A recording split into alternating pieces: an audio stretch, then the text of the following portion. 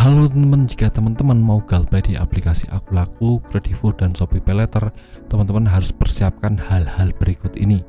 Nah, ini saya rangkum ada 4 hal yang teman-teman harus persiapkan agar nantinya bisa aman dari yang namanya pinjaman online. Nah, langsung saja kita bahas ya teman. Yang pertama, teman-teman harus pahami resiko-resiko yang akan terjadi jika teman-teman sudah melakukan galbay di aplikasi pinjaman online.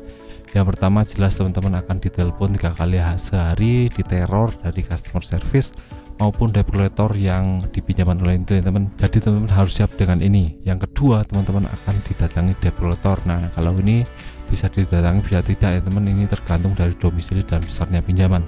Yang ketiga, akan ada slik OJK yang menghantui teman-teman.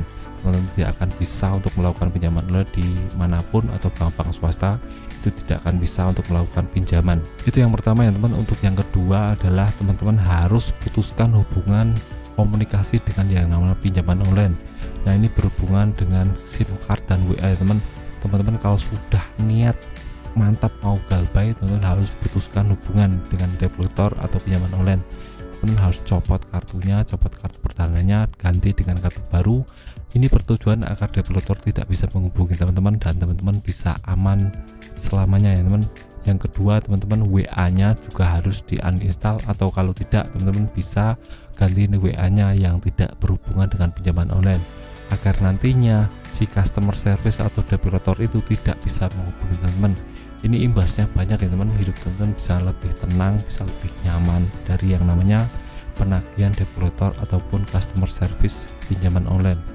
Nah, kalau sudah teman-teman, yang ketiga harus persiapkan mental untuk debt collector. Nah, ini penting sekali ya teman, karena kita tidak tahu kita akan ditagih debt collector atau tidak. Jadi minimal kita harus ada persiapan terlebih dahulu. Persiapan mental ini harus digembleng ya teman. Jadi kalau umpamanya debt collector datang ke rumah, kita sudah mempersiapkan hal ini. Kita harus punya mindset, kita harus punya informasi yang penting tentang piutang, tentang SOP dari debt collector ya teman. Kalau sampai debt collector datang, harus kita tanya dulu untuk identitasnya, untuk surat kuasanya, surat sertifikasi dari pinjaman online. Itu wajib ya teman. Kalau nggak punya, teman bisa usir saja. Dan kalau umpamanya kita nggak punya uang, kita bilang saja nggak punya uang, seperti itu.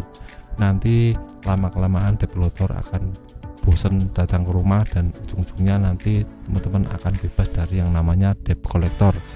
Nah, teman-teman harus paham ini ya teman, karena kalau teman-teman memberi harapan palsu kepada debt collector, nanti debt collector akan menjadikan teman-teman sebagai prioritas penagihan. Nah, kalau teman-teman sudah masuk ke daftar prioritas penagihan debt collector, ini berat ya teman, karena teman-teman akan didatangi terus setiap hari seperti itu. Teman-teman akan kepikiran terus dan nanti tidak fokus kerja.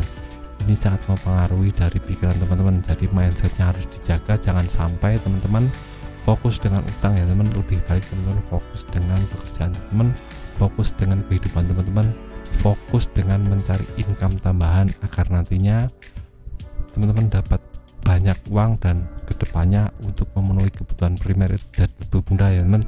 Kalau kebutuhan primer sudah terpenuhi, nanti akan bisa untuk membayar tagihan pinjaman online karena kita ada income tambahan ya teman.